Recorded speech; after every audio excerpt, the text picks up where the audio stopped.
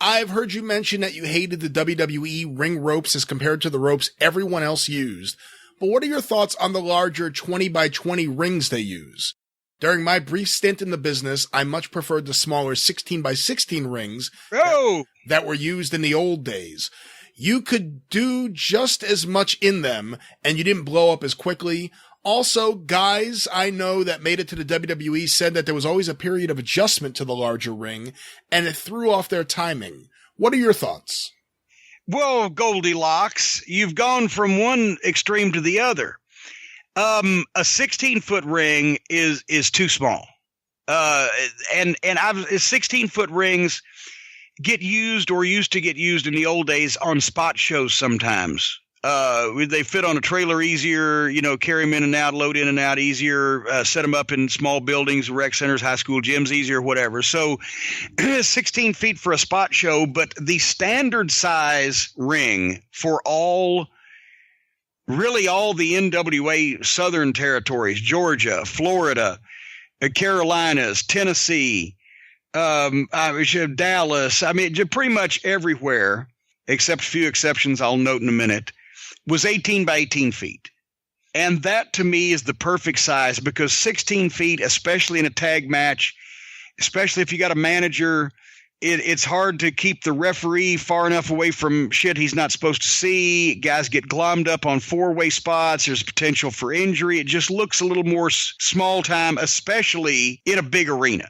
18 feet to me is perfect. 20 feet, and the AWA, I think they used to use a 20 by 20 ring also, and I believe they used real ring ropes. And once again, it's because, Vince, the WWF did that because that was the way that Vince Sr. did it, and it had been done since the 50s. They kept one tradition. And Vern Gagne, that's the rings he grew up, in the business in the 50s working in, so I guess that's why they did that. But the 20 by 20, I think, was used in the AWA. If you ever go back and look at the old films that still exist from the Cobo in Detroit, I think at one point they had a boxing ring, which is 24 by 24.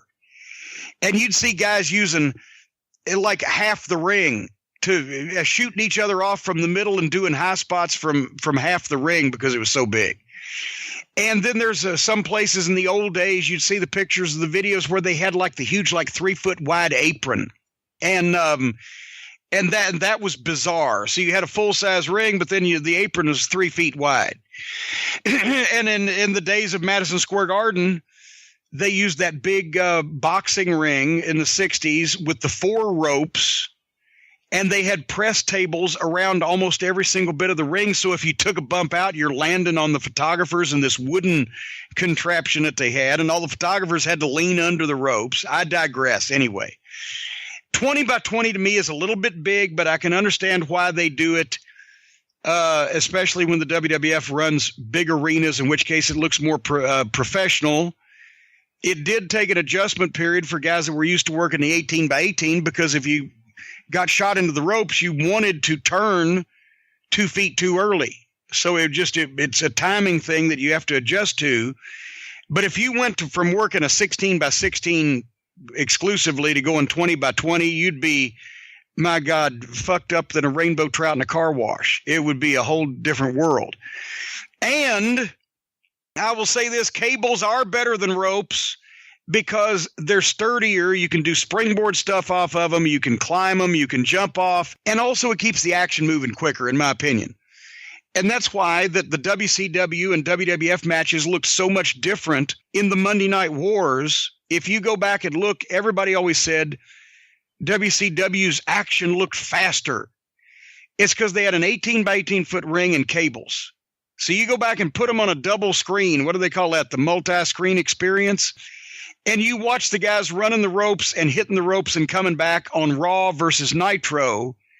And yes, it's a world of difference because it's 2 less feet and you get more fucking spring off the cables. What's the largest ring you've ever done something in, and what's the smallest ring you've ever done something in? I swear to God, I've been on a couple of different outlaw shows that I somehow found myself talked into appearing on, where I got in the ring and it looked like 14 feet square. and I can't vouch for it. I don't know, but it was probably built in the backyard, so there was no standard measurement. The biggest ring that I was ever in, even though I wasn't in it professionally, but I was in it as a photographer for a second, was back in 1978.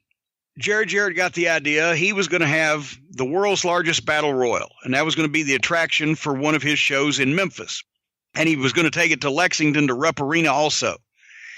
And it was going to be a 50-man battle royal. And then somebody brought up that, Jerry, they can't all get in the ring if it's 50 men unless you have a 2-ring battle royal, whatever the face. Eddie? So he calls Eddie Marlin. And Eddie Marlin in the backyard of Jarrett's big house there and down at the barn or wherever the fuck, he got the lumber and he built I think it was 30 feet, but a 30 square foot wrestling ring. And I mean, the ring posts were lumber, were fucking 6x6s or whatever. The whole thing was made out of wood, and it was only used twice for Memphis and for Rupp Arena in Lexington. And they were just regular ropes that they didn't bother to tape. So it was ropes. So everybody hit the ropes, got rope burn. And the turnbuckles were chains bolted into the goddamn wooden ring post with the big screw, but they were chains. And then they put the pads on those. And there was absolutely no give whatsoever. It was like a wood floor, because in the first match, Joe LeDuc goes to do a big leg drop and lands on this fucking guy, and just like that. And the look on LeDuc's face, who had survived everything, was like, oh, fuck, I've killed myself. So that's the biggest ring I've ever seen. And it was used twice, ever.